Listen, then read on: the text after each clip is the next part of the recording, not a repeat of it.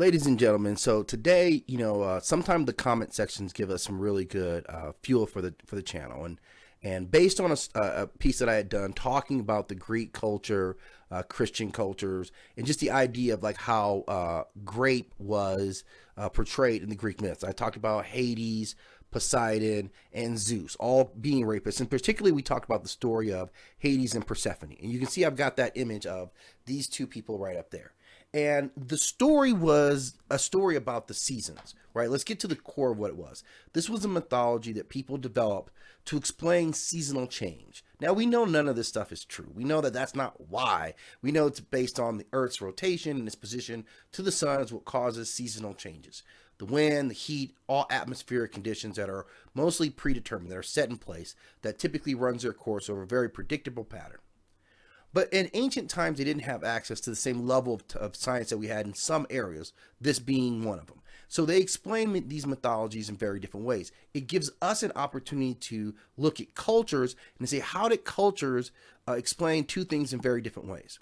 So on the Greek side, again, we have Hades and Persephone. And the story there is that he sees her and takes her as his wife and takes her to the underworld. And her mother, who is responsible for seasonal change, is so upset that when her daughter's in the underworld, all the crops die. So they negotiate a deal where because she's eaten a pomegranate seed, she's going to stay in the underworld with Hades for 6 months out of the year. And then she returns, and her mother's happy. She comes back to the surface, and that brings the spring and summer and all that. So we can see when it happens and why it happens. When it's winter, she's with her husband. Hades, right? And how we would depict the relationship between those two would change over time, right? This is very true. However you slice the story, we know that this was a girl who was supposed to be virginal, underage, right? Who was innocent, and he grabbed her, he took her. Whether he charmed her once he got to the underworld, that seems to be a part of the story. But this was about seasonal change. So we know this didn't happen. This was a choice in how they depicted it.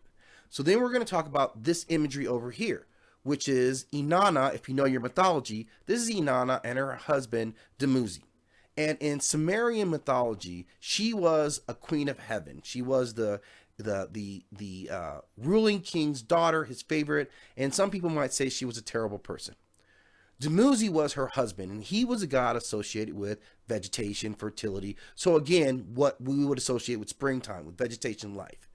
And the way the Sumerians explain the same phenomenon of seasonal change is that Inanna, who was queen herself, who ruled so much, was on a power grab.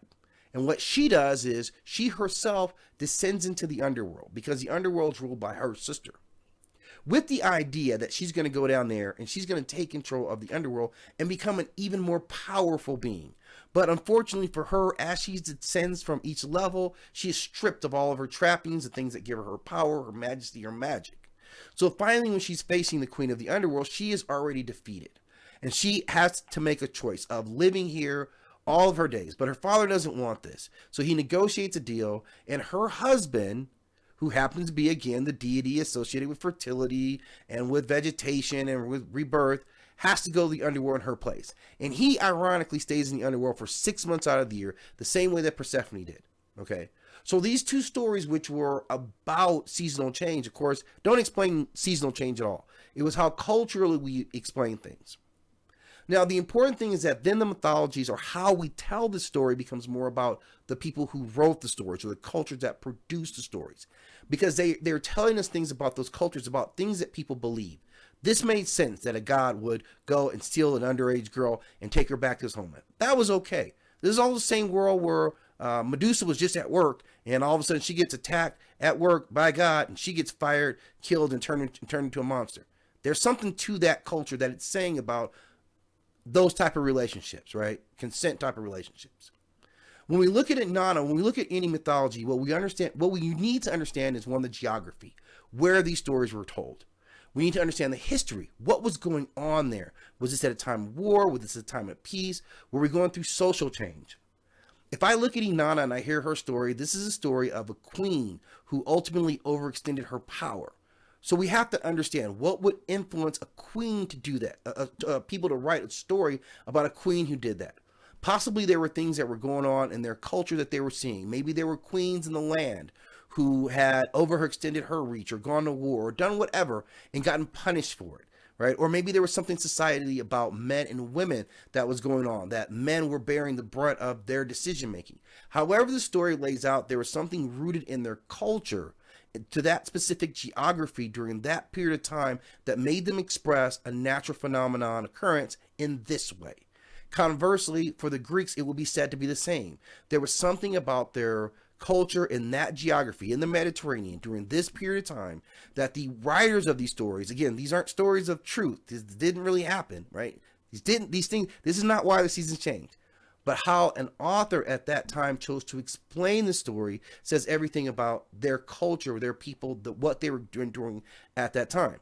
Now, I've always been a big fan of Greek mythology. I love the story, so I'm not going to be critical about how the type of stories that they wrote.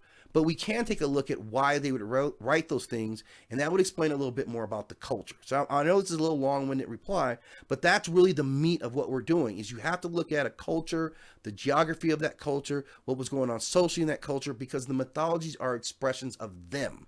The mythologies are not about anything. It's about a culture expressing themselves. So if we look at Greek culture, I'm sure we'll find an answer to why there was maybe a little bit prevalent themes of women getting raped and, by Zeus, by Poseidon, by Hades. That doesn't occur for no reason. It occurs for a reason.